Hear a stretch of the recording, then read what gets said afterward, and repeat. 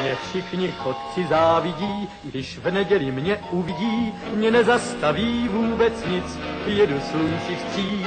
Já všude každý koutek znám a pěknou cestu vždycky mám, mě dobrý vítr provází, nic mi neschází. Hello, sziasztok, üdvözlök mindenkit, én András vagyok, ez pedig a Túlnám című podcast sorozatnak a harmadik adása. Műsorvezető kollégám ezen az alkalommal Zoli. Hello. A témánk pedig a képregényfilmek továbbra is, hogyha hallotta az előző adásunkat, akkor azt tudhatja, hogy a Marvel filmekről beszéltünk egész pontosan a Vasember 1-től egészen a Vasember 3-ig bezárólag, és az Avengers antológiát veséztük ki Gáspárral. Most pedig Zolival úgy döntöttünk, hogy maradunk a képregényes tematikánál, viszont kicsit más megvilágításban, más kontextusban. És azt nem mondom, hogy mindegyik alkotás, amiről beszélünk, az abszolút ismeretlen, de próbálunk valamiféle egyediséget találni ezekben a képregény adaptációkban, és kicsit nem ezt a nagyon mainstream, nagyon hollywoodi megvilágítást figyelembe venni, hanem meglátni, hogy például a rajzfilm sorozatok hogyan tudnak adaptálni egy képregényt, vagy például egy olyan egyedi alkotó, mint Guillermo del Toro miképpen tud adaptálni egyébként is egy igen fantáziadús alapművet. Úgyhogy úgy tűnik, hogy 6 dologról fogunk ezen az alkalommal beszélni. Kezdjünk is bele. Szerintem az első témánk az a Batman animációs sorozat, ami a 90-es években kezdődött és indult. Ha jól tudom, akkor Warner gyártotta talán, tehát a Warner az animációs részlege. És szerintem a mai napig a maga műfajában az egyik legjobb animációs sorozat. Hihetetlenül úttörőnek számított akkoriban, hogy ennyire sötét hangvételű, de mégis ugyanakkor gyerekek számára is élvezhető sorozat volt. Bár egy-két epizód azért igen feszegette a tűrés határt szerintem, de abszolút belefért még ebbe a vasárnap délelőtti műsorsávba. Zoli, nem tudom neked mennyire rémlik még ez a sorozat, nekem kicsit az emlékeim haloványak, de hogyha rágondolok erre az animációs Batman sorozatra, akkor az ugrik be, hogy tökéletesen tudta ötvözni a Batmannek ezt a nagyon komor atmoszféráját, a neo, vagy ilyen gótikusabb animációs technikát, ugye ezek a gyönyörű volt a Gothamnek a megrajzolása szerintem ezekkel az épületekkel. Art Deco, vagy mi is pontosan ennek a neve? Igen, Art Deco, de ugyanakkor, ha bár az nem a épületekre jellemző, de ja. A noir is szerintem hát azért. Leginkább noir, igen. Tehát nem is tudom mennyi nappali jelenet volt a sorozatban, lehet igen elenyésző százalékban, és ugye hát az legtöbben tudjuk, hogy az volt a nagy előnye a sorozatnak, hogy fekete papírra rajzolták, vagy feketére és nem pedig fehérre, és ez látszik is a végeredménye, hogy valószínűleg jó döntés hoztak az alkotók. Tehát ami beugrik a sorozatról, az a marha jól megírt történetek, ugye körülbelül 20 perces volt egy epizód, ha jól emlékszem. Igen, 20 perces. Igen, és mindegyik epizódban egy ugye külön történet volt, de voltak átívelőbb, hosszabb sztorik is, ilyen to be continued epizódok, szinte mindegyik képregény gonosz felbukkant, tehát Jokertől tényleg két arcig, és eszméletlen jól sikerült őket megoldani, köszönhetően például a zseniális szinkronnak is. Voltak benne akciójelenetek, érdekes sztorik, elborultabb epizódok, kicsit nyugisabb epizódok, és úgy, ahogy van, szerintem tökéletes az egész sorozat. Legalábbis amire emlékszem belőle, neked mi rémlik ebből az animációs sorozatból? Hát nyilván ez gyerekfejjel nem fogtam fel, de először is, amikor például így pár éve újra néztem pár epizódot, feltűnt, hogy habár a Tim Burton féle Batman az 89-ben jött ki, ha jól emlékszem. Igen. És ez rá pár évre, hogy mennyire más hangulatot próbált közvetíteni, tehát hogy a sötétség ugyanúgy, ahogy a Tim Burton-ös részekben, az megvolt, de tényleg, amit említettem a korábban is, ezzel a noir hangulattal ötvözték, és hogy tényleg próbálták azokat a bizonyos cenzúra határait így minél inkább kitágítani, feszegetni, nézték, hol vannak azok a pontok, amiket már nem szabadna átlépni, tehát például ez olyan, mint hogy Mark Hamill az mondta egy interjúban, vagy nem is Mark Hamill, hanem az egyik alkotó, ha jól emlékszem, hogy a Warner mondta nekik, hogy a Jokert azt nagyon óvatosan kell kezelniük, mert hogy vissza kell fogniuk azt a pszichopatát, aki a képregényekben van. És hogy úgy döntöttek, és azt hiszem ez a rajzfilmben terjedt el, hogy a Jokernek nem egy olyat adnak, egy olyan gázt, amivel megöli az embereket, hanem hogy egy kontrollálhatatlan nevetés uralkodik el rajtuk, és rájuk fagy a vigor. Ami Talán persze, ez így még ijesztőbb és igen, betegesebb, hogyha belegondol az ember. egyértelműen. Tehát persze a Tim Burton-ösben is volt, de itt a Joker tulajdonképpen ezzel kerülték ki azt, hogy ez egyértelmű volt, hogy a Joker megölt valakit, csak így mutatták. És tényleg ez egy sokkal inkább pszichopata, és szerintem a Joker karakteréhez jobban illő hatást keltett. Ami csak segít azon, hogy a Mark Hamill ugye itt kezdte el a Jokerként a pályafutását, és többször is elmondja interjúban, hogy a mai napig egyik kedvenc szerepe. Hát érezni is egyébként, akit érdekel, hogy Luke Skywalker Jokerként hogyan muzsikál, akkor az írja be YouTube-ra, hogy Joker Mark Hamill Laughing, vagy valami ilyesmit, és az meghallgathatja, hogy mégis hogyan röhögött ez a Joker, hát eszméletlen jó. Tehát, hogy nekem választanom kéne a Jokernek a nevetései közül ugye Jack Nicholson, meg Heath Ledger, meg Mark Hamill, meg volt a 60-as években az az űrge, aki a Eden West-esben szerepelt, tehát egyértelműen Mark Hamill viszi a primet, tehát olyan szinten beteg az a röhögés, de annyira dallamos és annyira zseniális, és gondolom a szinkronjának a többi része is ugyanilyen színvonalas volt. Igen, de a Batman-t is Így érdemes van. megemlíteni, Kevin Conroy, aki így a mai napig szinte a legtöbbszörű Batman szinkronja. Igen, hát Úgyhogy... a Batman Arkham Asylum és Arkham City című videójátékokban is, ha jól tudom, akkor mind a ketten visszatérnek ebben az ikonikus szerepben. Igen, és ami igen. szép húzás volt szerintem a fejlesztők részéről. Igen, Nem azt például, hiszem... nem például George Clooney-t hívták vissza Batman Hát, szinkronjának. az biztos. Annyira az nem biztos. működött. Azt akartam csak még mondani, hogy egyébként mostanság John DiMaggio a Jokernek a szinkronja, és hát azért érezhető, hogy Mark Hamill közelében nem sok ember fog érni. Ha jól tudom, a John DiMaggio, vagy Maggio, ő a Bendernek a szinkron hangja. Igen. És rámából Bendernek, meg a Jake-nek a Adventure Time-ból. Jó, mondjuk ő tényleg elég sok mindent tud, tehát tud nagyon idióta lenni, nagyon kemény badass, tehát azt hiszem a Gears of War-ba is ő volt a hangja a főszereplőnek, úgyhogy ő tényleg sok mindent tud, de akkor ezek szerint Jokerként nem ér fel a nagy elődhöz.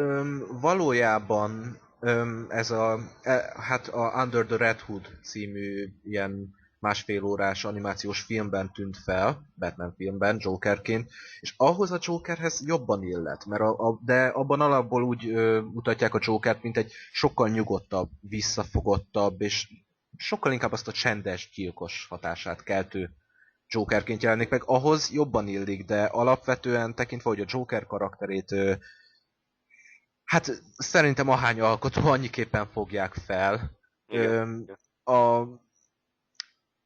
Mark Hamill az ilyen szempontból csúnya angol kifejezéssel, és talán szóviccként is felfogható Jack of all trades-ként. Ezt most nem Hát az a mindentütő kártya. Ja, na, szép volt. Well played. Én is mondjak valami borzasztó szóviccet most erre. Úgyhogy egyébként pedig a Batman Animated Series-be visszatérve, ami szerintem még nagyon fontos, hogy a belőle készült filmek is. Tehát a másfél órás filmek is zseniálisak voltak. Azokat is érdemes megnézni akkor ezek szerint, tehát azok ugye moziban nem tudom mennyire futottak, hát hazánkban biztosan nem, de DVD-n tuti beszerezhetőek, úgyhogy... Igen, na, de azt hiszem Amerikában is így elsősorban ilyen az a direct to video. Tehát igen, ami egyébként nem mindig jelent rosszat, tehát ebben az esetben se kell megijedni ettől. Igen, csak ott érezhető volt elsősorban az, hogy az alkotók még kevésbé próbáltak a gyerekeknek. Tehát nem baj. Ma már hát egy kisebb kutakodás kell, hogy a cenzurázatlan verziókat találja meg az ember. Jó. Szerintem mindenképp érdemes egy próbát tenni vele. Annyira zseniális a sorozat, hogy minden részletét órákig elemezhetnénk, hogy miért is annyira működik. És ez a felnőttesség is nagyon okosan van tálalva szerintem, mert nem attól lett komoly, és nem attól érezhették a gyerekek, hogy egy felnőttesebb rajzfilmsorozatot néznek, hogy mit tudom, hány embert gyilkoltak meg a rész alatt, vagy mennyi liter vér fröccsent, hanem érezhető volt az, hogy az alkotók felnőttként kezelték a nézőket, nem próbálták, attól még, hogy animálva volt, és tényleg rajzolt karakterek rohangáltak fel alá, attól még nem kell idétlennek lennie, hanem érezték azt, hogy igenis meg kell írni jól a történetet, jó figurákat kell megalkotni, zseniális zenéje volt, igazi nagy zenekari muzsika, és az egész hangvétele egyszerűen komolyra volt véve.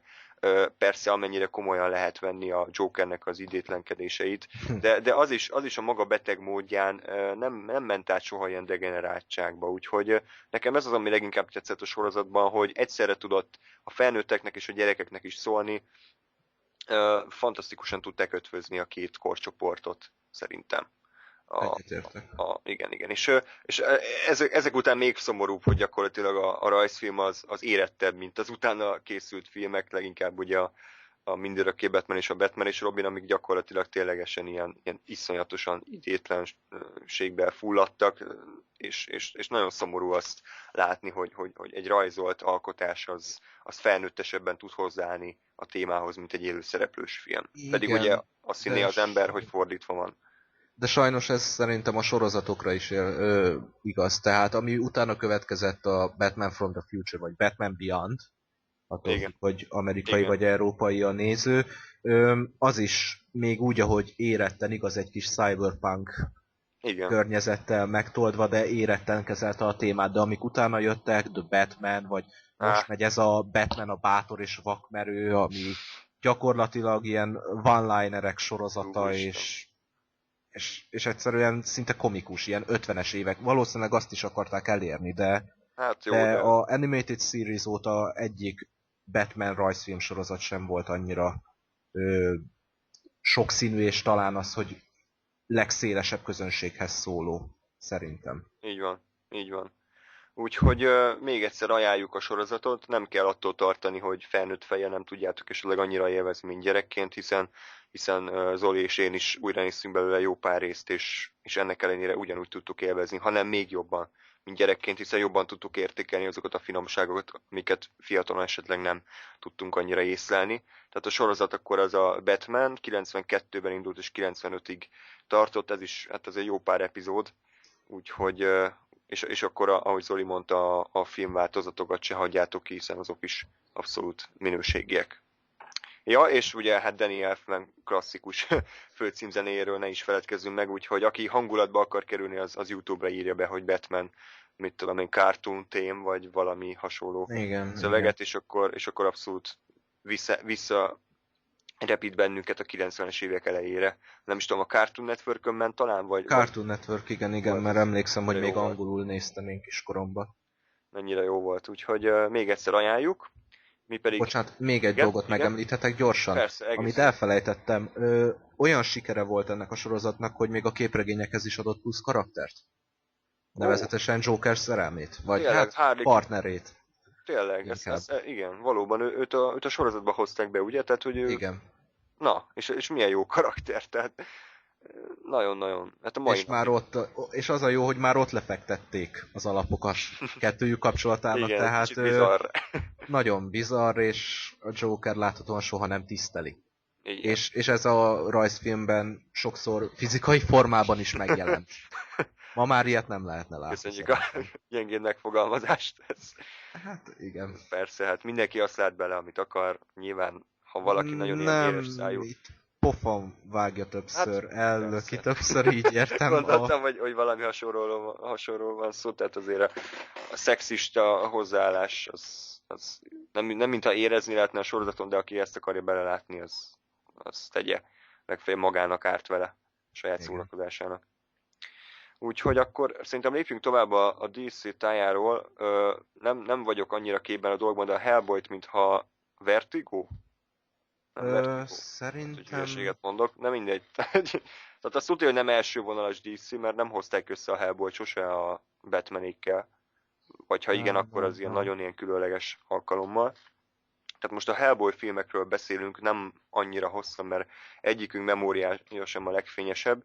Viszont azért választottuk ezt a két filmet, mert ez is jól tükrözi azt, hogy mennyire fontos az, hogy egy filmnek a kreatív alkotója, tehát itt a rendezője és egyben a forgatókönyvírója mennyire rá tudja nyomni a bélyegét az alkotásra, annak ellenére, hogy hozott anyagból dolgozott. Tehát nem tudom, Zoli, te mennyire ismerted a Hellboy képregényeket, én egy-két képkockát láttam belőlük, nem tűntek annyira ilyen könnyednek, mint például a filmek. Tehát a filmekben van egyfajta ilyen gyermeki báj, ami elviszi a hátán a filmet, ugyanakkor meg tudta őrizni a komolyságát, tehát nem lett paródia belőle, viszont ugye a főszereplő Hellboy karakteréből adódóan rengeteg komikus jelenet kerül mind a két filmbe, és ettől annyira jó érzéssel tudok visszagondolni mind a két filmre, mert az ugrik be, hogy Ron Perlman tökéletes castingja, és a hihetetlen kinézetű lények,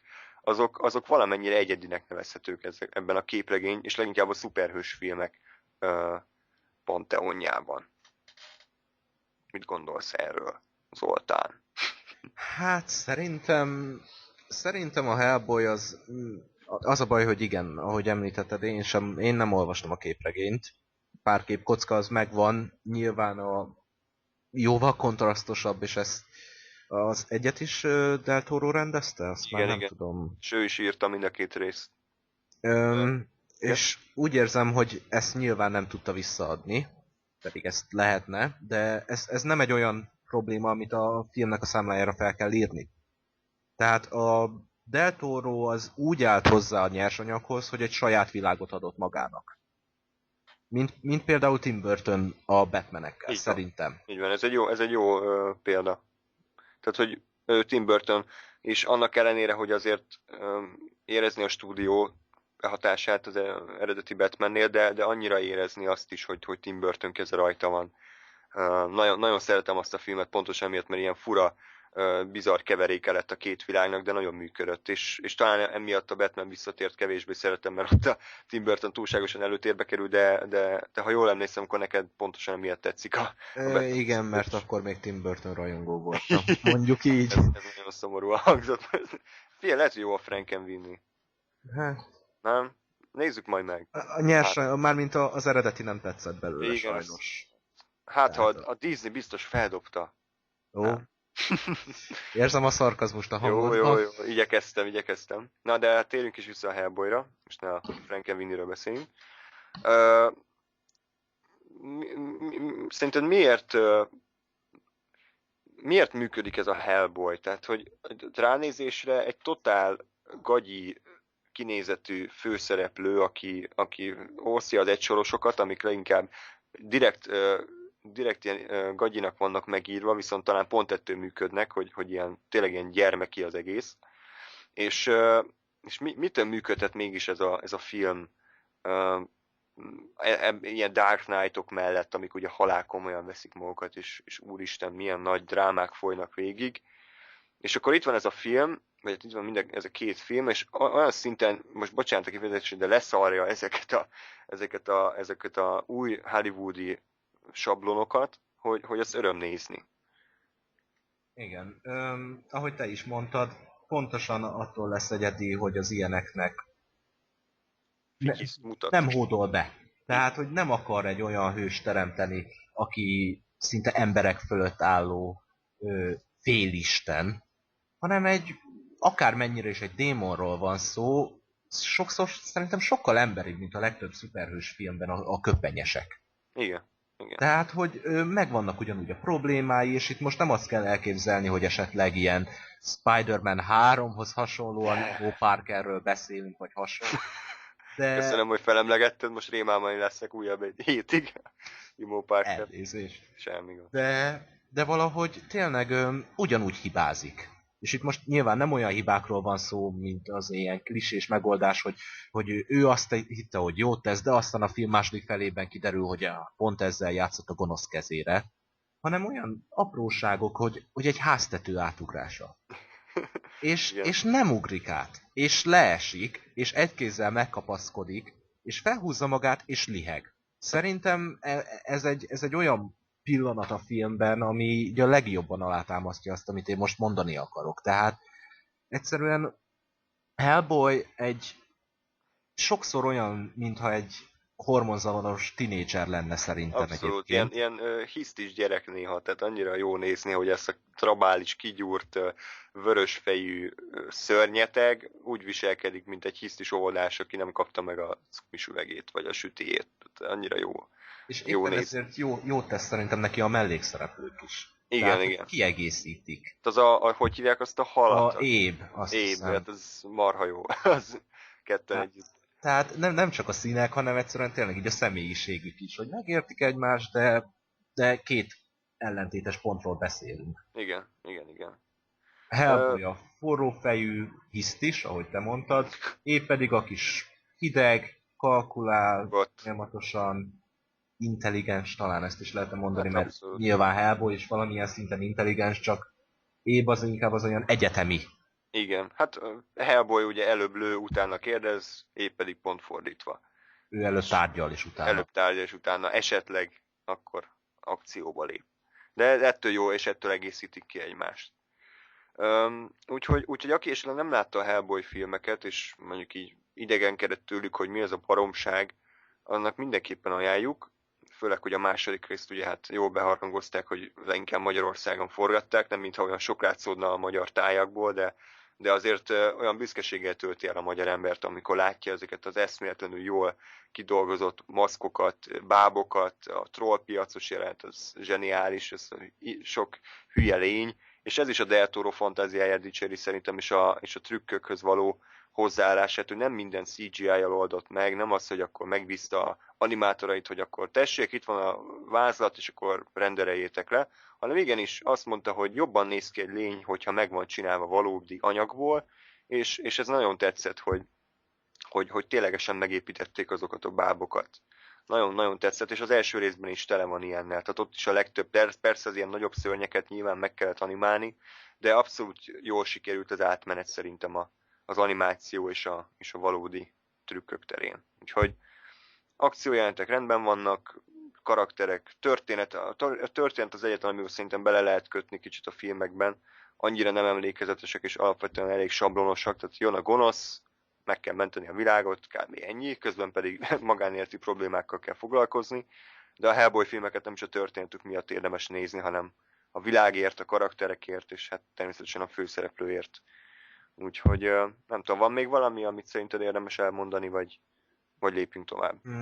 Ron Perlman nem kellett annyira elmaszkírozni talán?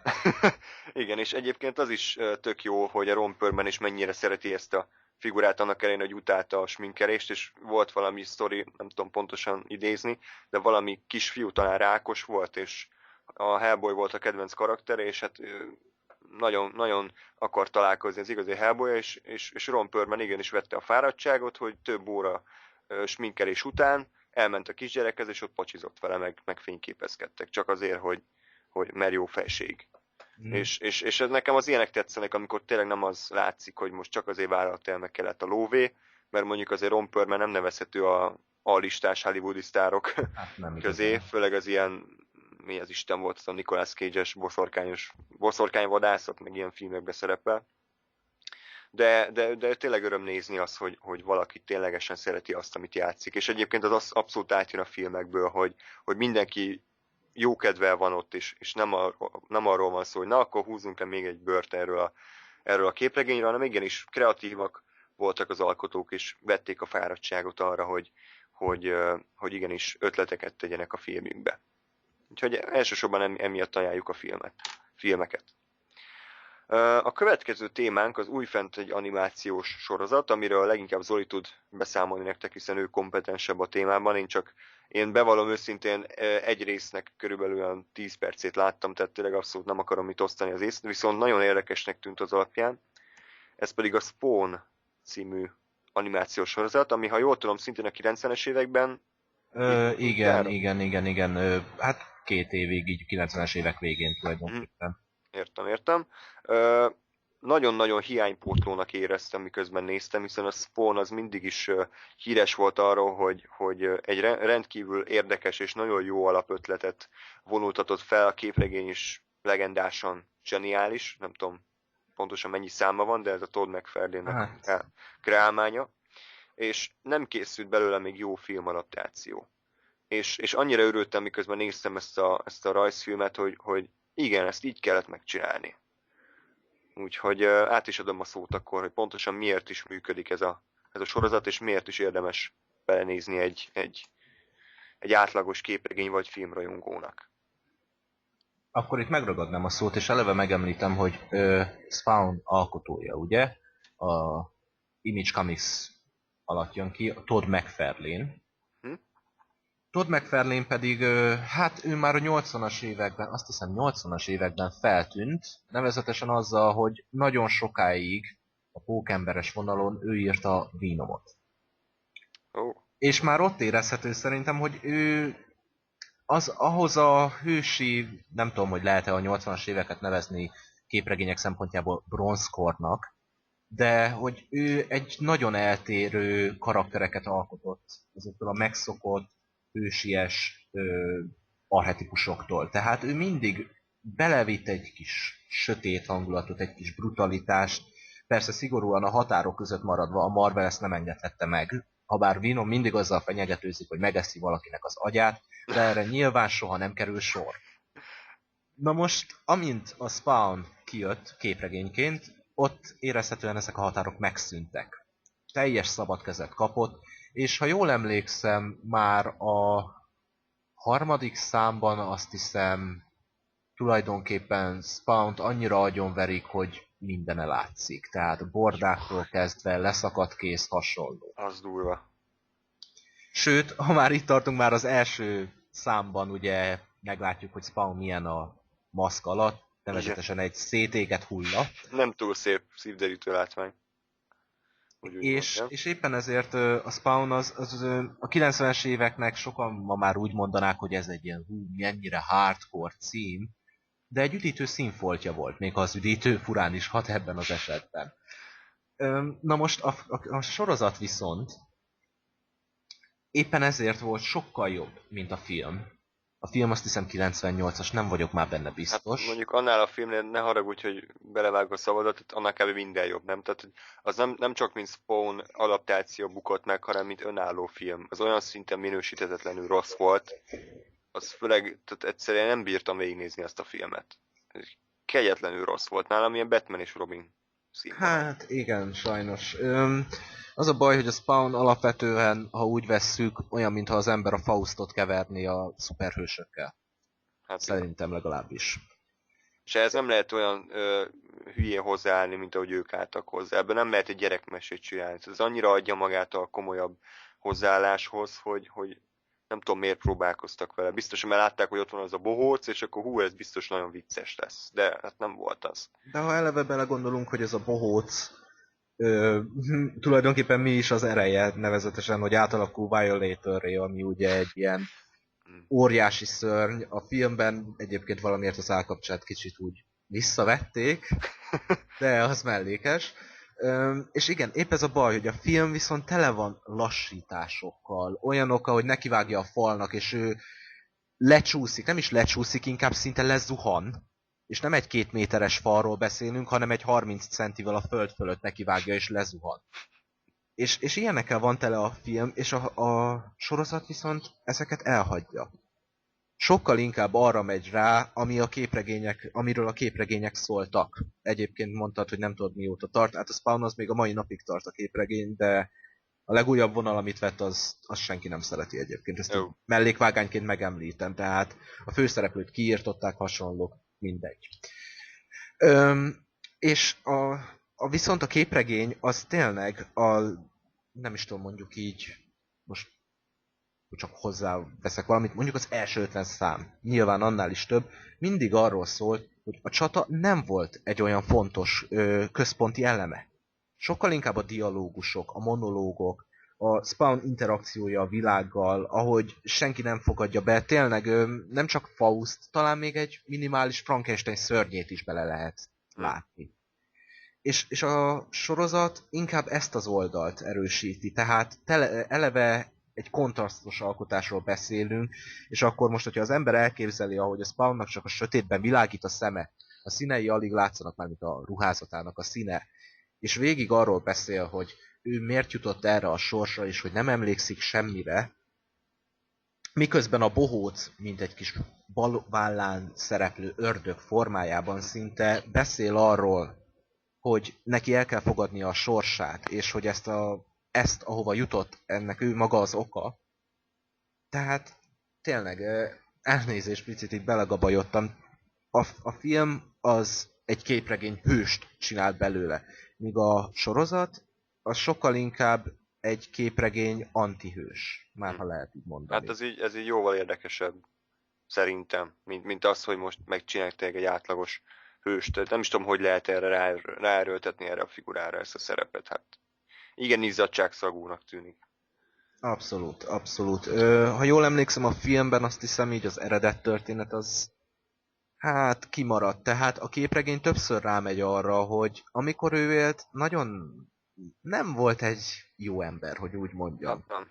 Tehát verte a feleségét, alapból egy zsoldos volt, sokszor élvezte a gyilkolást, és Spawnként viszont szinte vezeklésnek fogható fel. Míg a filmben az, hogy oda megy, összebarátkozik a feleségének a lányával, mármint az ex-feleségének a lányával, a végén, ha jól emlékszem, felismerik. A képregény az például elkerüli ezt a klisét, nem ismerik fel. Főleg azért, mert amikor próbál egyébként magából emberit csinálni, ja egyébként ezt itt megemlítem, csak hogy érthető legyen, Spawn, mikor ember volt, Al Simmons, ő afroamerikai volt. És tekintve, hogy ő az ördöggel kötött ugye egyességet, amikor próbálja magát meggyógyítani, hogy emberi külse legyen, soha nem tud afroamerikait csinálni magából. Mindig egy szőkehajú fehér emberként jelenik meg. Tehát egy ilyen szinte szadista ördög, és az ő kis áldozata. És a sorozat tényleg a kontrasztos színeivel eleve az, hogy nem egy Cartoon Networkön ment, vagy Nickelodeonon, vagy azt hiszem akkor még Fox Kids-en, hanem az HBO-n ment. Eleve szerintem ez sokat elmond arról, hogy mennyivel érettebben kezelhették a témát. Így van, és nem is nagyon készült HBO-s animációs sorozat, legalábbis én nem tudnék visszaemlékezni még olyan nagyon sokra, tehát valószínűleg egyébként jót tenne jó pár ilyen képregénynek vagy rajzfilm sorozatnak, hogy áttennék az HBO-ra, mert ott tényleg nem tökölnek azzal, hogy úristen, mi fér bele, meg mi nem fér bele, hanem ilyen? Oké, akkor megcsináljuk ilyenre, vagy még durvábbra. És ez a Spawnnak úgy tűnik, hogy akkor tökéletesen illett. Egyébként kérdésem is lenne hozzád, Igen. mégpedig, hogy kettő is, hogy mennyire követi a sorozat a képregényeknek a vonalát, vagy mennyire nevezhető önálló műnek. Nem tudom, a megfelelőnek amúgy mennyi szerepe volt, de úgy láttam, hogy ő csak ilyen created by, tehát annyira nem vett részt a sorozat elkészítésében. Ez az első kérdésem. A második pedig az, hogy mennyire lezárt a sorozat, és mennyire volt inkább elkaszálva, tehát hogy mennyire tudja az ember úgymond komplet egészként értékelni. Tulajdonképpen az, hogy mennyire követi, az abszolút. Végig követi. Hát a képregény azt hiszem 91-ben vagy 92-ben indult, és ez egy 97-es sorozat. Tehát nem az fordul elő, mint például egy teljesen más, de mint mondjuk a mangák és az animék esetében, hogy sokszor azért beraknak olyan epizódokat, amik töltelék epizódok, mert ugye a képregény nem haladt annyit előre az elmúlt héten, hogy tudjanak új történetet alkotni. Volt alapanyaguk, volt, amiből tudtak dolgozni. És éppen ezért a karakterek hithűek. Megjelenik mindenki, aki a képregényben van.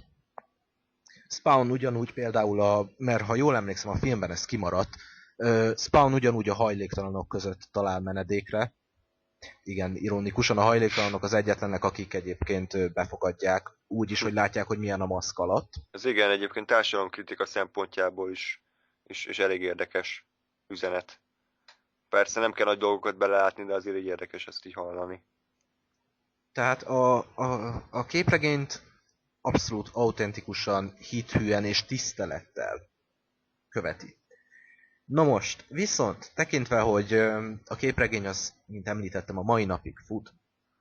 99-ben vége lett a sorozatnak, ezért hát le kellett vágniuk sajnos. Jó. És még nevezetesen nem akarok spoilerezni, de tulajdonképpen egy olyan egy olyan zárást adnak neki, ami részben követi a képregényes teljes képet, mert hogy persze a képregényben is, és a sorozatban is kiderül, hogy a Spawn egyáltalán azon kívül, hogy egyességet kötött az ördöggel, miért engedték meg, hogy visszajöjjön a Földre. Uh-huh. A képregényben egyébként ez, hát ez már viszonylag hamar kiderül, úgyhogy azt hiszem nyugodtan elmondhatom. Azért, mert ő lenne a hadvezére a pokol seregének, amikor az Armageddon bekövetkezik. Az egyik hadvezér lenne. Viszont a rajzfilmben ezt nyilván nem oldhatták meg. Egyszerűen a képregényben ez később egy grandiózus történetszál, ami több számon keresztül fut.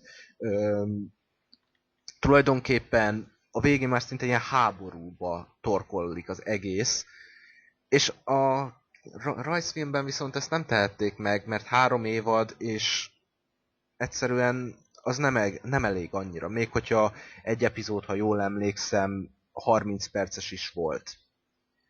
Nem tehették meg azt, hogy 30 percben elmeséljenek egy 92 óta havi szinten megjelenő képregényt. És hát sajnos a végével nem értek egyet. Tényleg próbálom úgy mondani, hogy ne lőjek le semmilyen poént. De a vége az érezhetően olyan, hát nem kreatív. Maradjunk ennyiben. Egyáltalán nem kreatív a vége.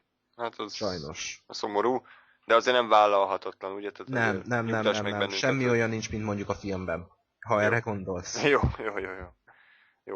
Még egy kérdésem lenne, aztán igen? Lépjünk tovább, mert szorít az idő. Hogyha most elkészítenének egy Spawn filmet, ami ténylegesen követi a képregényt, abszolút minden szempontból kielégíti a rajongóknak az elvárásait, akkor szerinted ki rendezné? Ki lenne az ideális rendező vagy alkotó? Mert itt most nézem a neveket amúgy, ilyen rendezőknek a névsorát, és elég fura, mert nem igazán találok olyat, aki illene. Tehát ilyenek, hogy David Lynch, vagy David Cronenberg, ilyeneket találtam, de hát ők se igazából nevezhetőek ilyen nagyon mainstreamnek. Talán... Hát nem tudom. Valószínűleg ezzel sokan nem fognak egyetérteni a hallgatók, vagy akár te, de Spike Jonze? Megnézném. Az jó ötlet egyébként, hogy nem egy ilyen nagyon nagy névrendezné, hanem egy kicsit egy ilyen videoklippes, nagyon a vizuális világba érkező alkotó. Ő például abszolút, és szerintem nem is riadna vissza a durvább dolgoktól, nem? Tehát ő abszolút bevállalná ezeket. Valószínű.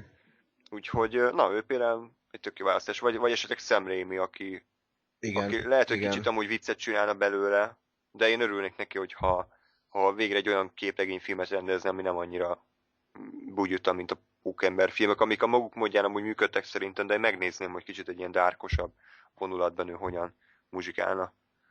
Hát igen, Sam Raimi is talán. Spike Jonze-t én azért gondoltam, amit te is mondtál a vizuális oldal miatt, mert azt elfelejtettem megemlíteni, de a Spawnban a karakterdesign és tényleg úgy a világ megalkotás az mindig nagy hangsúlyt kap.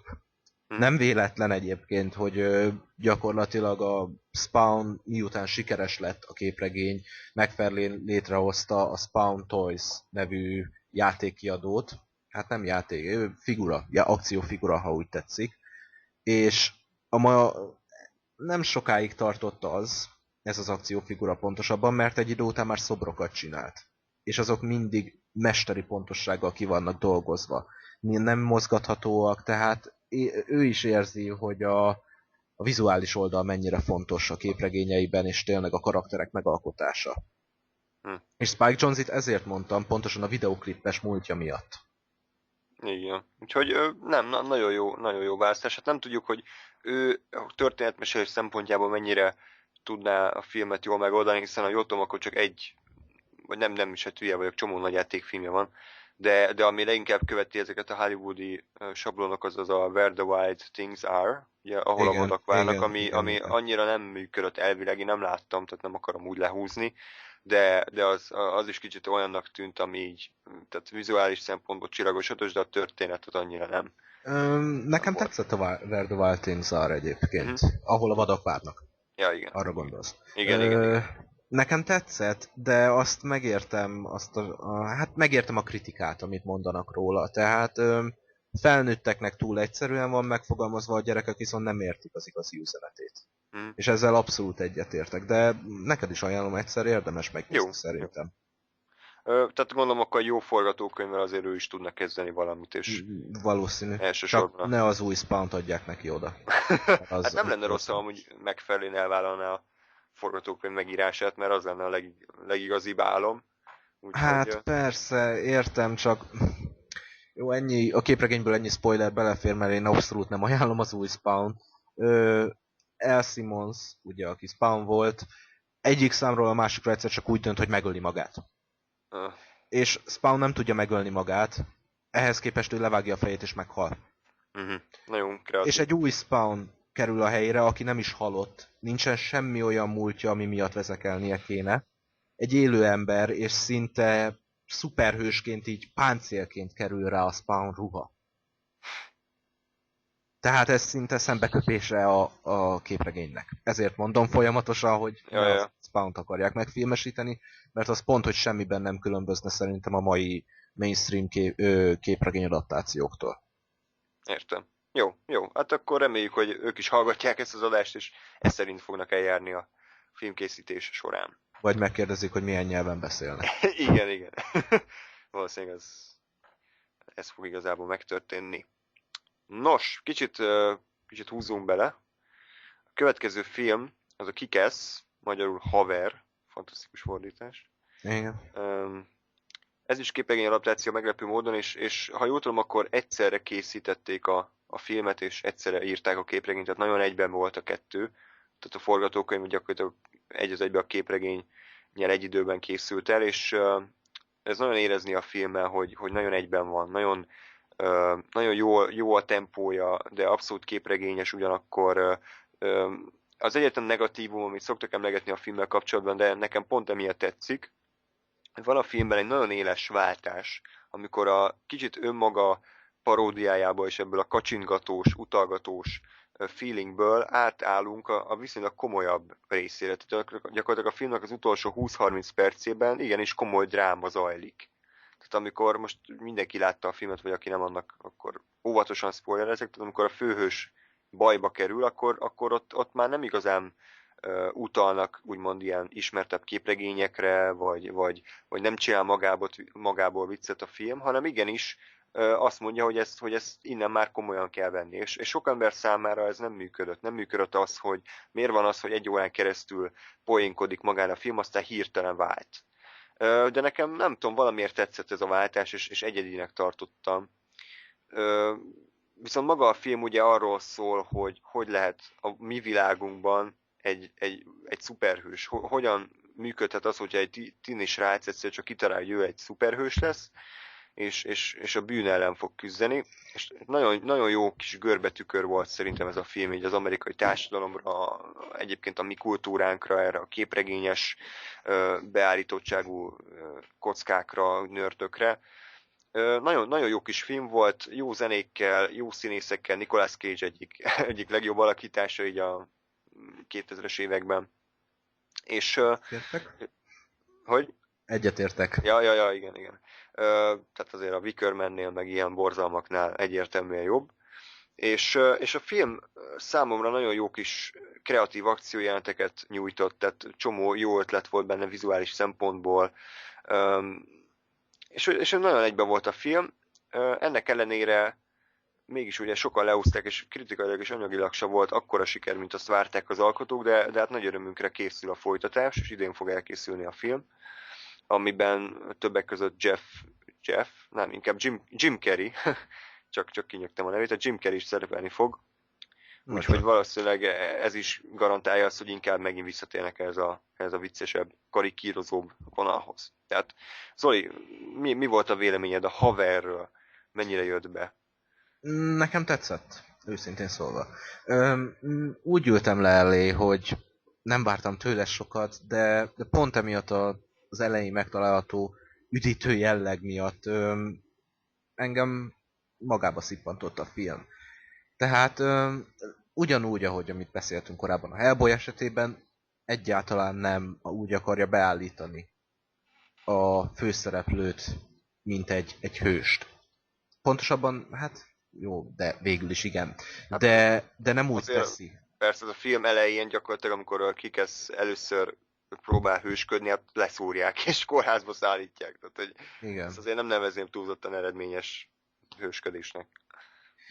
Igen, de pont ezért jó, szerintem. Igen. Most lehet, hogy negatívnak tartanak, de szerintem kell az a leszúrás. Tehát ne az legyen, Persze. hogy jól van, akkor ő most elmegy, és egyből sikeres, és egyből minden napol, és agyonver mindenkit, hanem tapasztalja meg a határait, amiket aztán utána át tud lépni. Szerintem legalábbis. Így van. Hát egyébként a film, tehát azért nem nevezném hú de realisztikusnak, tehát annak ellenére, hogy tényleg vannak benne ilyen dolgok, hogy akkor feltölti magát a YouTube-ra, meg mit tudom én, e-mailekre válaszol, tehát ilyen modern dolgokat is belevittek az alkotók, meg tényleg ez, hogy leszúrják, meg szarrá verik az első küldetésén. Ennek ellenére már az elejétől fogva érezni, hogy azért ez a valóságban nem feltétlenül így történne ennek ellenére. Viszont a film létrehoz egy önmaga által kreált valóságot, és ebbe a valóságba ez mind belefér szerintem. Elnézést kérünk, kedves hallgatók, kisebb technikai problémánk adódott. Jelen esetben az, hogy a laptopon megadta magát és a mondat közepén így kikapcsolt, ami hát nem túl célszerű egy internetes Skype hívásnál, úgyhogy még egyszer elnézést, próbáljuk felvenni a fonalat. De a mondat olyan volt, mint a céloztál volna valamire. Nem is akarom tudni, hogy mire gondolsz. Biztos valami perverz dolog a Hit Girl-lel, meg a megbüntetendő férfiakkal. Szóval ott tartottam, hogy mennyire jó a rendezése a filmnek, hiszen el tudta azt hitetni a maga hülye módján, hogy egy kislány simán szétver ilyen nagy férfiakat, simán legyőzi őket a csatában, de úgy, hogy nem vált igazából paródiával, viszont ugyanakkor eszméletlenül szórakoztató volt szerintem nézni. A végén, amikor ott bejön abba az iskoláslány ruhába, és akkor azt hiszik, hogy jaj, kislány eltévedte, aztán úgy rendezott mindenkit, hogy csak néztem, hogy na, ez már igenis. És ezzel látszik, hogy mennyire jó a rendezése a filmnek, hogy ezzel mert nagyon nehéz, vagy pontosabban nagyon könnyű lett volna beleesni abba a hibába, hogy most túlságosan hülyére veszik a sztorit, vagy túlságosan komolykodnak, és szerintem nagyon jól sikerült ezt a jó hangulatot eltalálni a filmnek. Ilyen arany középpont. Igen, abszolút arany középpont, és rohadtul működött ez a film. Igen, a Hit Girl karaktere az egyébként, én imádtam a Hit Girl karakterét. Tehát persze agyonver mindenkit, de azért úgy a elméjének, hát mondjuk azt nem éppen egy... De megint elment. Itt vagy? Itt vagyok. Egy másodpercre elhallgatott. Ja, csak kikapcsoltam a mikrofont, hogy addig se hallatszódjon a ventiláció. Ja, bocsánat, jó, ezt majd kivágjuk. Szóval a Hit Girl karakterét... Vagy nem. Vagy nem vágjuk ki tudja. Ja, szóval, bocsánat, hogy megint belevágtam a mondatódba. Szóval, hogy a Hit Girl karaktere az nekem ezért tetszett, mert hogy nem éppen egy olyan személyiségről beszélünk, aki ugye a társadalomhoz tökéletesen bele tud illeszkedni a társadalom által megkövetelt szabályrendszerbe. És tulajdonképpen Hit Girl számomra pont ezért volt jó, mert hogy érezhető volt, hogy a kiskorától kezdve erre képezték ki, és hiányzik belőle az a gyerekek által játéknak titulált évek, hasonlók, tehát nekem ez tetszett valójában. Igen, abszolút. És a film végé is tök jól reflektált erre, amikor visszamegy az iskolába, és rögtön megpróbálnak belekötni, aztán a kamera így feljebb megy, és akkor csak a hangot halljuk, hogy valójában mit kezdett azokkal az emberekkel, akik próbáltak elvenni rögtön, nem tudom, uzsonna pénzét, vagy valamit. Tehát, ez is ilyen a jó kis fricska. A Nicolas Cage az szerintem teli találat, tehát az a hülye bajusz, meg szemüveg, meg az a hátranyalt haj, tökéletesen szürke figura, de aztán amikor átvedlik mi az Isten volt? Big Daddy? Az. Tehát ott még nagyobb hülye volt, mint ami általában, de egyébként Nicolas Cage, amikor belevál a szerepbe, akkor abszolút vállalható, csak amikor komolykodni akar, akkor válik vicessé igazából. Igen, azt mondtad, hogy a legjobb alakítása a 2000-es években, és szerintem pont azért, mert alapból az alapanyag. Az nem egy olyan, ami nagyon véresen, komolyan veszi magát. Igen, és éppen ezért a Nicolas Cage által prezentált ripacskodás, az tökéletesen beleillik a filmbe. Igen. Egyébként még egy film eszembe jutott, még nem láttam, de hallottam, ez a Mocskos zsarónak az új változata. Nicolas Cage a főszereplő és egy drogos zsarót játszik, hát ott is beszarású a pali, de hát neki egyszerűen jobban állnak ezek az elborultabb karakterek, mert ő nem egy visszafogott színész, és amikor ilyen visszafogott figurákat próbál játszani, ott ütközik ki igazából, hogy ő mennyire nem egy ilyen minimál aktor, hanem egy ilyen overacting igen. master. És eszembe jutott egy tök jó kis sztori, ugye, aki látta a filmet eredeti nyelven, és inkább eredeti nyelven ajánljuk szerintem, hogy a Nicolas Cage nagyon fura beszélstílusban beszél. Tehát, hogy ilyen nagyon furán ejti a szavakat, és aki kicsit jártasabb a képregényfilmekben, az kutatja, hogy gyakorlatilag a 1960-as évekbeli Adam West Batman sorozatnak a Batman hangejtését próbálta Nicolas Cage átadni.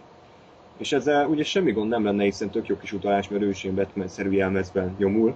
Viszont a forgatáson ez nem igazából így zajlott, hanem úgy történt, hogy Nicolas Cage első napja pont jelmezben volt, rendezővel lebeszélték, hogy nagyjából hogy legyen a jelenet, szépen beslottyogott a forgatásra, és elkezdett ilyen hangon beszélni, holott korábban egy büdös szó nem hangzott el arról, hogy akkor most így fog beszélni, és így mindenki nézett, hogy mi az úristen folyik itt, és csak néztek, hogy tényleg mi a szar folyik itt, és egyszerűen nem értették, hogy mi történt ezzel az emberrel, aki a pár másodpercek korábban még normális hangon beszélt, ez csak átváltott erre a tök fura beszélstílusra. És akkor így a rendező is így nem mert neki szólni, mert mégiscsak a Nicolas Cage, ő pedig is kezdő rendező volt, és hagyták, hogy az egész napot ebben a hangrejtésben vigye végig. Aztán a nap végén, amikor a rendező megnézte a felvételeket, rájött, hogy ez egy rohadt jó ötlet volt, hiszen tökéletesen beleillett a figurába. Úgyhogy Nicolas Cage-nek vannak jó ötletei, meg amúgy rohadt nagy képregény geek, tehát nem véletlenül hívják Nicolas Cage-nek, mert ő eredetileg Nicolas Coppola volt,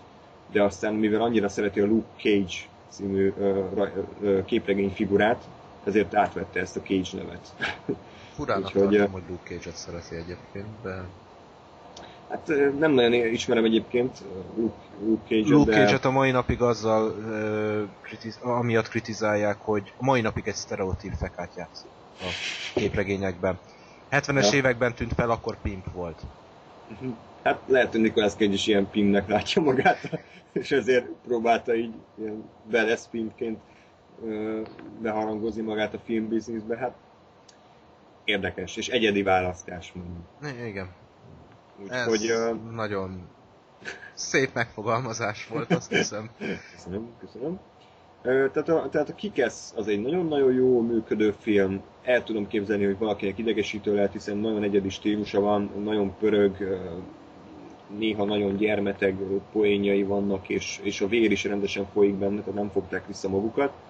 Viszont én nagyon örültem annak, hogy ilyen filmek is elkészülhetnek, és tényleg egy üdes színfolt volt a képregényfilmeknek a csarnokában, és nem csak tényleg a korábban említett Marvel-es vonal, meg a DC-s vonal működött, hanem ez a kicsit ez a egyedi vonulat is. Úgyhogy várjuk a második részt. Az egyetlen tényező, ami kicsit elkedteleníthet bennünket, hogy teljesen más az alkotógárda, tehát nem már a Matthew Vaughn rendezi, aki az első részt, és egyébként az X-Men, mi volt az X-Men az elsőket, hanem egy tök új csávó, és hát meglátjuk, hogy ő mennyire tudja ugyanezt a hangulat tökéletes beállítását véghez vinni. Meglátjuk. Egyébként ugyanúgy, bocsánat, mi volt? Csak mondtam, hogy kíváncsian várjuk. Ja. Jó, és egyébként ugyanúgy Mark Millar írta a képregény alapot, úgyhogy nagy baj nem lehet a történettel. Következő témánk az egy Kick-Assnél is jóval kevésbé ismert alkotás, mégpedig ugyanúgy egy rajzfilm sorozat, mint a Batman és a Spawn, viszont ez gyökeresen más rajztechnikával készült, legalábbis abból az egy részből, amit láttam, úgyhogy megint Zoli fog leginkább beszélni. Ez pedig a The Max Jól ejtem? Abszolút. Igen, maszkként. Így. Picit több. Nem, jó így, igen. Köszönöm, igyekeztem. Majd a YouTube leírásba linkelem ennek is, meg a Spawnnak is a linkjét, ti is megnézhetek epizódokat belőle, mert ez például pontosan olyan, amiről igen nehéz beszélni, hiszen annyira egyedi képi világa van, de hát most Zoli mégis megpróbálkozik vele, hogy ezt verbálisan illusztrálja számotokra. Nos, a Max, akárcsak a Spawn, az Image Comics egyik képregény sorozata volt. Azért mondom, hogy volt, mert ezt rendesen lezárták. Az írója Sam Kieth, azt hiszem jól ejtem, aki később olyan képregényeket írt, mint a zseniális Batman Arkham Asylum, a képregényről beszélünk. És hát ez fogható fel talán az ilyen első külön képregényének, tehát hogy ahol abszolút szabad kezet kapott, hogy bármit csinálhat a karakterekkel, ő találta ki a karaktereket, főleg ezért. És nem mondanám azt, hogy ez egy nagyon sikeres képregény volt, inkább az a kult képregénynek fogható fel. A főszereplője a Max nevű karakter, aki alapból picit olyan, mintha egy szétszteroidozott embert próbálnák komikusra megcsinálni. Tehát egy lila maszkos figuráról beszélünk, akinek a poksora szinte egy nyúlhoz hasonló módon áll ki a maszk alól. De ezt leszámítva, és a karján található karmokat leszámítva, tényleg olyan, mintha csak egy ilyen emberi anatómiának oszlopos tagja lenne. Mármint így izmok tekintetében. És ha jól vettem ki, akkor ő egy hajléktalan, nem? Tehát, hogy... Vagy ha nem is teljes hajléktalan? Hajléktalan, igen. De nem úgy kell elképzelni, mint a Spawnban, hanem az ő múltjáról tényleg egyáltalán semmit nem lehet tudni, nyilvánvalóan a későbbi számokat leszámítva. És tulajdonképpen ma már bizonyos tekintetben ilyen kicsit komikusnak tűnhet ez a képregény, mert dimenzió közötti ugrálástól kezdve fura ilyen 70-es évek képregényei, gyerek képregényeihez hasonló kis aranyos, fekete, kar nélküli karakterek is vannak benne, igen, aranyosak, de mégis az egésznek egy olyan bizarr világa van, egy olyan abszurd módon kezeli a képregény kockákat és a rajzolási stílust, hogy valószínűleg ettől lett kult képregény. Na és valójában ezt 98-ban, azt hiszem 98-ban az MTV, nem, tévedtem, 95-ben az MTV Oddities nevű programján, ami tulajdonképpen egy ilyen válogatás volt, az MTV ugye a 90-es években igen sokat foglalkozott különböző animációs sorozatokkal, valójában a 90-es években kezdett el eltérni arról a csak zenei videók és csak zenei programok útjáról, útjáról, és az Oddities program keretén belül csináltak ebből egy 13 epizódos sorozatot. A sorozat ugyanebben az esetben kicsit talán túlzásnak fogható fel, mert ez sokszor inkább egy motion comic hatását kelti. Tehát egyértelműen a képregény kockákat próbálják követni, sokszor olyan, mintha állóképeket nézne az ember, és csak egy minimális mozgás van benne, de pont ettől lesz egy olyan egyedi íze, egy olyan egyedi világa. Akárcsak a Spawn esetében, meg szerintem úgy nagyjából az Image Comics esetében, itt is inkább a karakterek belső monológiai, illetve a kettő bizonyos karakterek közötti dialógusokra helyeződik a hangsúly. És Maxet már az első részben kiderül, egy bizonyos Julie nevű lány segíti, aki egy szociális munkás. De Max viszont ő nem tudja magáról, hogy micsoda. Tehát azt említetted, hogy igen, hajléktalan, de ezzel ő maga sincs annyira tisztába. És nem a klisés amnéziáról beszélünk, hanem tényleg nem tudni, hogy mi volt ő, ki ő egyáltalán, a nevét sem tudni. Mindenki csak úgy hívja, hogy Max, még Julie is. És a kettőjük közti kapcsolat az tulajdonképpen a sorozatban annyira sajnos nem derül ki. Én olvastam a képregényt, a képregény az egy 36 számos, azt hiszem, és ott rendesen lezárják a történetet. Viszont sajnálatos módon a sorozat ezt nem teszi meg. Ugyanúgy, ahogy a Spawn esetében. Habár itt sokkal elegánsabban zárják le, de nem mondok el semmilyen. Fejlődik a kettőjük közötti kapcsolat valamilyen formában? Nem. Ez már mondtad, hogy az első részt láttad, annál soha nem több. Maximum az ember betekintést nyer abba, hogy ez mélyebb, mint amire először gondolna az ember. De a kettőjük közti interakció az soha nem megy tovább annál, mint két jó barát. Értem. Sokszor keresztezik egymás útját, sokszor beszélgetnek, de szerelmi szál vagy bármi hasonló, ez sosem derül ki. A sorozatban legalábbis. Ja, hát igen. És összességében akkor kinek tudnád ajánlani ezt a sorozatot? Tehát mennyire nevezhető rétegnek? Abszolút. Tehát, nagyon réteg, véleményem szerint. De mégis akkor ki az, aki ezt szerinted értékelni tudja? Inkább a könnyedebb vonalat szeretők, vagy inkább ez a ilyen ínyenceknek? Ismételten az utóbbi mondatodra reagálok, az ínyenceknek. Jó. Az ínyenceknek méghozzá azért, mert a Max sokszor ugyanúgy, mint mondjuk a Kick-Ass, így egyensúlyoz a kettő közti határ között. Tehát, hogy néha komikusnak fogható fel, néha viszont egy depresszív, melankolikus történetet tár a néző elé. És ez sosincsen rendesen megmagyarázva, hogy miért így van megalkotva. Tehát egyszerűen érződik, hogy Sam Kate, mert azt hiszem még a sorozat esetében is Sam Kate-ről beszélhetek, hiszen, mint mondtam, motion comic, és talán még a Spawnnál is autentikusabban követi a képregény történetét, az utolsó pár epizódot leszámítva. Sam Kate érezhetően tényleg a saját világában mozog, és azt csinál, amit szeretne. Tehát éppen ezért nem meglepő, hogy az ilyen dimenzióugrálások között van egy olyan későbbi epizód, amikor Max egyszer csak egy szombat reggeli gyerekrajzfilmben találja magát. És hirtelen úgy is van megrajzolva. Nagy kigúvadó szemekkel, aranyos kis karakterekkel, akik körülötte ugrálnak, beszélő békákkal, tehát mindenképpen, ahogy te is mondtad, az ínyenceknek ajánlanám, akik egy jó történetet szeretnének olvasni, vagy látni, tekintve, hogy a sorozatról beszélünk, és nem feltétlenül kapcsolják ki, miután olyan dolgok történnek, amik esetleg megkérdőjelezhetőek.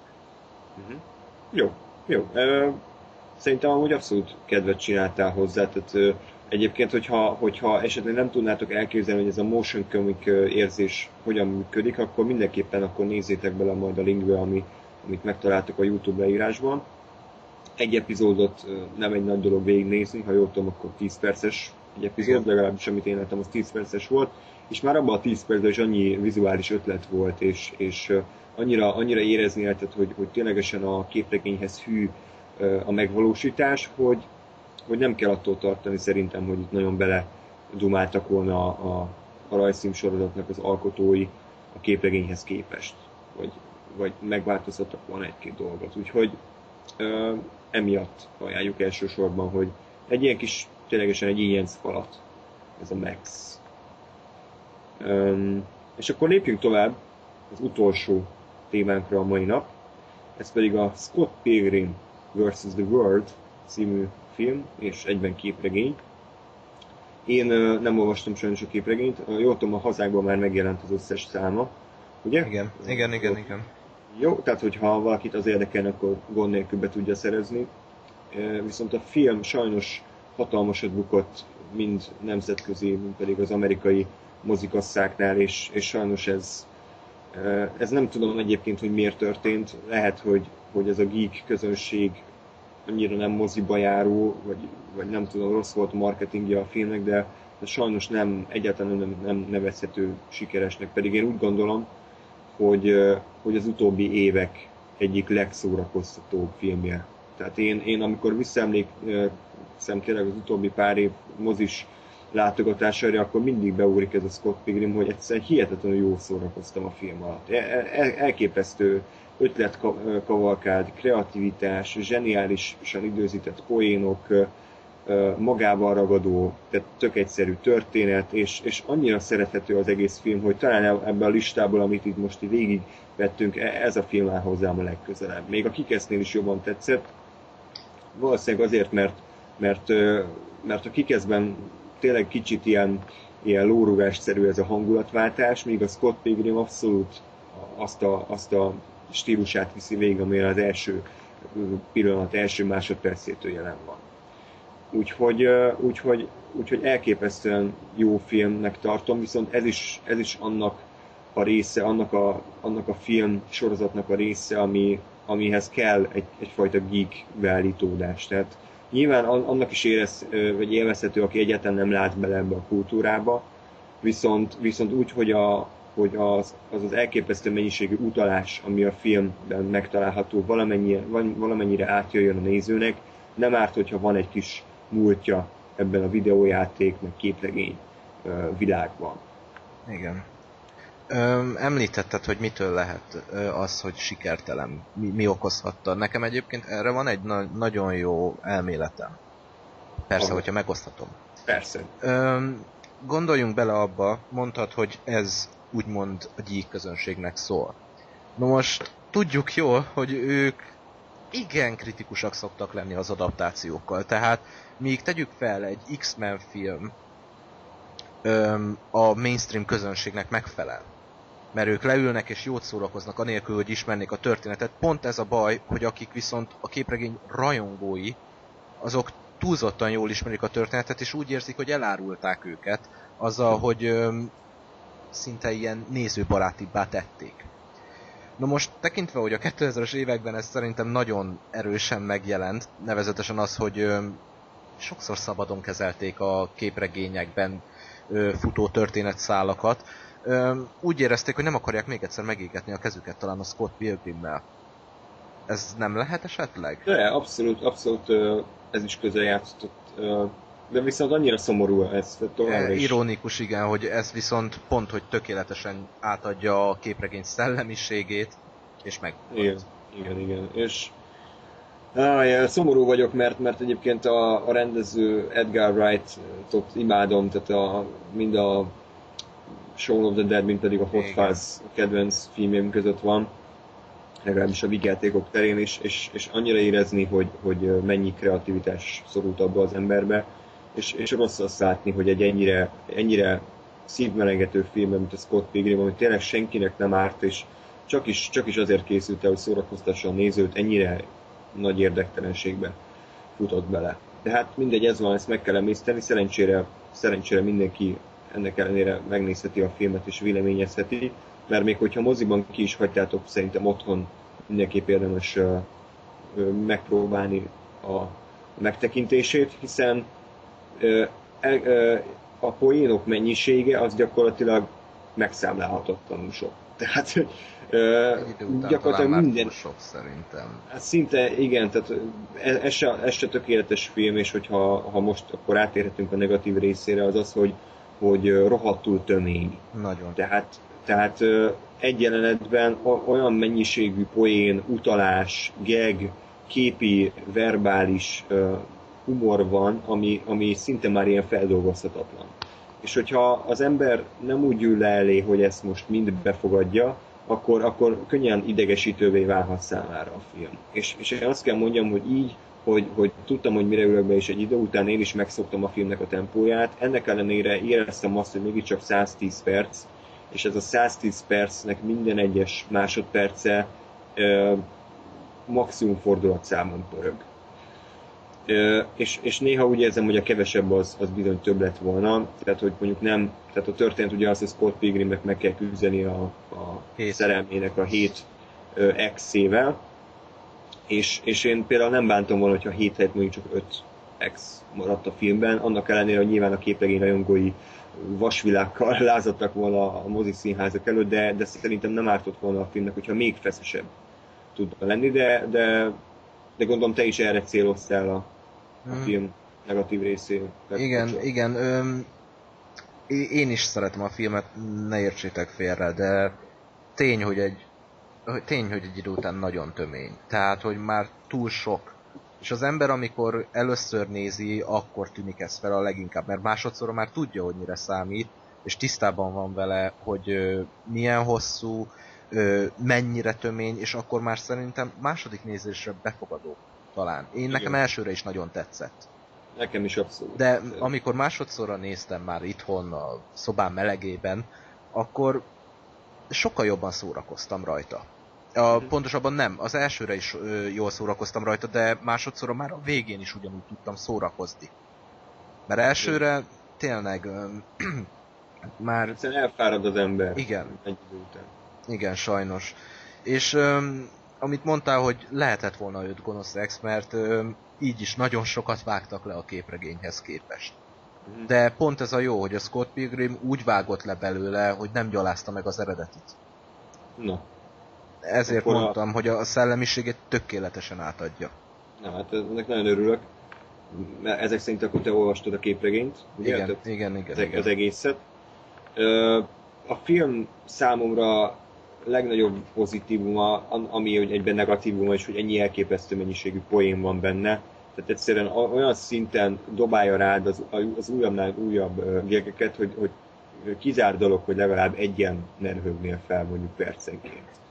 És az a jó a filmben, hogy nem időzel egyetlen poénnál sem, tehát nem kezdi el magyarázni, hogy na figyelj, akkor ez arra utalás hogy, és akkor így húzná az idődet, hanem nem értetted?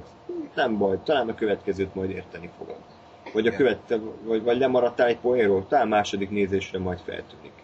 És nekem ez annyira szimpatikus hozzáállás, hogy egyszerűen annyira újra nézeti magát a filme miatt, hogy már, és tele van utalással a videójátékokra, a 80-as, 90-es évek videójátékaira, a különböző hangok, hangeffektek, most akkor melyik Nintendo-s játékból van bevágva, tele van ilyen utalással, azt hiszem van a Blu-ray-en egy ilyen extra is, ami minden egyes utalást felhívja a nézők figyelmét, és tényleg tonna számra van. És annak ellenére, hogy ez film, ez egy ilyen gyűjteménye ezeknek a geek nedves álmoknak, annak ellenére tök jól működik romantikus akciófilmként, vagy romantikus vigyáték akciófilmként is. Tehát mondom, attól se kell kétségbe esni, hogyha nem értitek ezeket az utalásokat, mert Edgar Wright ért ahhoz, hogy nagyon egyszerű és nagyon primitívnek tűnő poénokat is tök szórakoztatóan tálaljon. Ismételten az egyedi ízvilág. Mármint igen. Ahogy ő tálalja, pontosabban. Igen. Ez a gyors vágások, meg a képi átváltások, meg a szövegeknek a szerethető karakterek. Szerethető karakterek. És ez mind a megvalósítás érdeme, de azért ne ejtsünk szót a képregényről, és erről te tudsz nyilatkozni, hogy mennyire, tehát a poénok mennyire tudták átemelni, a poénokat mennyire tudták átemelni a képregényből, vagy mennyire tudták ugye egy az egyben átemelni, vagy mennyire alakították át azt a filmnyelvére, vagy esetleg mennyire költöttek hozzá plusz poénokat, amiket például a képregényben nem is találhatunk meg, hanem csak a film kedvéért. Azok a poénok, amik a képregényben annyira nem találhatóak meg, mint a filmben legalábbis, azok talán a dialógusok. Tehát nagyon hitű, azt mondtam, hogy tényleg a fő szálat tökéletesen a néző elé tárja a képregényből kiindulva, de sokszor igen érződik, hogy Edgar Wright azért hozzátett. Nagyon. Nyilván én ezt úgy tudom mondani, hogy olvastam a képregényt, de tulajdonképpen a videójáték utalások azok a képregényben sokszor így jelennek meg, sőt, egy az egyben. Tehát az olyan utalások, mint hogy például a képregényben, ami ugye nem lóg ki, ami a trailerben is benne van, azért szerintem nyugodtan mondhatom, amikor Scott azt mondja, hogy szerzek egy életet, azt hiszem így fogalmaz. És a képregényben ugye ez úgy jelenik meg, hogy a régi videójátékokra utalva ugye az ő pixeles arcképe ott van mellette, és azt megragadja. És én például mosolyogtam a filmben, hogy bemerte vállalni, hogy ugyanazt a pixel artot rakta be, amikor Scott ezt mondja, ami a képregényben van. Vagy például az egyik ex-nél egy az egyben a képregényekből kivett kockákkal mondja el, Scott szerelme Ramona, hogy hogyan járt ezzel a fiúval. Igen, tényleg az is mennyire jó. Meg amikor, mondjuk az más kicsit, amikor a házi bulin, vagy hol keresi a Ramonát, és lerajzol róla egy képet, és, Igen. és a képregénybeli rajzolása van, tehát Igen, az is. Tehát ezek az átmenetek. a képregényt azt mondom, vágtak belőle, de talán jobb is így. Meglepően ezt mondom, hogy jobb is így, mert a képregény az 6 kötetből áll, és nagyon tömény. Tehát az írója, azt hiszem, a Brian O'Malley, vagy... Brian Lee O'Malley, azt hiszem. Brian Lee O'Malley. Azért, ha figyelembe vesszük, hogy ez egy több éven keresztül futó képregény, ami mindig csak évente egy, vagy maximum 2 kötet jött ki belőle, de az mindegyik ilyen 50-60 oldalas, ha jól emlékszem. És éppen ezért a képregénybe sokkal több történetet bele tudott zsúfolni. A zsúfolni, ez tökéletes szó, mert mondom, a képregény is a végére sokszor fogtam már a fejemet, hogy mennyire tömény. De éppen ezért viszont a film 110 percben muszáj volt kivenni belőle, de nem lesz ettől kevesebb. Egy saját világ, de mégis autentikus. Tehát olyan, mintha Edgar Wright szinte tribute-ot, tisztelegne a képregény előtt. De nem úgy, hogy egy az egyben lemásolja. És ettől jó. Marha jó választás volt ő a rendezőnek szerintem. Elképesztően jó. Illik a két világ egymáshoz, mert Edgar Wright is abszolút a geek kultúrából érkezett, és ezek a képi hülyeségeink, amiket ő ki szokott találni, azok tökéletesen át tudta alakítani úgy, hogy a Scott Pilgrim világába illeszkedjenek bele. Nagyon tetszett. Szerintem tökéletesen beleért az ő stílus a Scott Pilgrim világába. Nem is tudtam volna mást elképzelni a rendezői székben.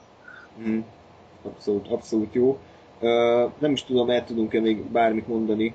Talán annyit, hogy szerinted hogy érdemes előbb elolvasni a képregényt és utána a filmet, vagy a filmmel kezdeni, és kiegészítésként elolvasni a képregényt. Tekintve, hogy ez elsősorban egy filmes podcast, én azt mondanám, hogy nyugodtan nézzétek meg a filmet először. És hogyha utána érdekel, olvassátok el a képregényt. Nincsen benne semmi olyan utalás, amit esetleg úgy, hogyha nem olvastad a képregényt, nem fognál fel. Tényleg az a geek kultúra, ami esetleg van, mint például a Zelda játékokból ismerős mentési pont zenéje, kórussal előadva, az ilyen apróságokat, hogyha tudod, az rendben van, ha nem, az sem olyan nagy probléma, de az, hogy a képregényt ismered-e vagy sem, az egyáltalán nem számít. Hát te sem olvastad a képregényt, és mégis milyen jól szórakoztál a film. Így van. Úgyhogy még egyszer mondjuk ne szegje kedveteket, hogyha nem olvastátok a képregényt, vagy nem értenétek ezeket az utalásokat. Bevallom őszintén, én sem nagyon értettem őket, vagy legalábbis nem estek le. De ennek ellenére baromi jól szórakoztam a filmen. Mondom, hatalmas mennyiségű poén zúdít a nézőre, és kizárt dolog, hogy ne üssön egy se. Szerintem akkor kb. Mindent elmondtunk, amit el kellett mondanunk. Köszönjük szépen, hogy meghallgattátok ezt az adást is. Képregény filmekről beszélgettünk, képregény adaptációkról, kicsit más megvilágításban. Megpróbáltuk nem ezt a nagyon mainstream vonalat követni, és akkor még egyszer mondom, a YouTube leírásban majd kukkantsatok bele, hogy megtaláljátok ezeknek az animációs rajzfilmsorozatoknak a linkjét, ahol megtekintetitek őket. Azt még hozzátenném, elnézést, hogy természetesen ez nem azt jelenti, hogy ezzel kilőttük a képregény adaptációk témakörét. Tehát, hogy később majd még lesznek, nyilván. És én örülnék is neki, hogyha lennének ilyen kis külön kiadások szinte. De... Alapanyag az van bőven. De igen, én úgy érzem, hogy így is adtunk rengeteg olyan infót, ami esetleg, hogyha érdekel titeket, akkor hasznotokra válhat. És akkor továbbra is ugye az e-mail címünkre várjuk az észrevételeket, tunap314@gmail.com, vagy pedig a YouTube kommentekbe írjátok meg, hogy esetleg milyen filmekről, vagy rajzfilm sorozatokról, csak sikerült kinyögnöm, szeretnétek, hogyha beszámolnánk nektek. Köszönjük szépen, hogy meghallgattátok az adást, és nem sokára újra találkozunk. Minden jót kívánunk! Sziasztok! Hello!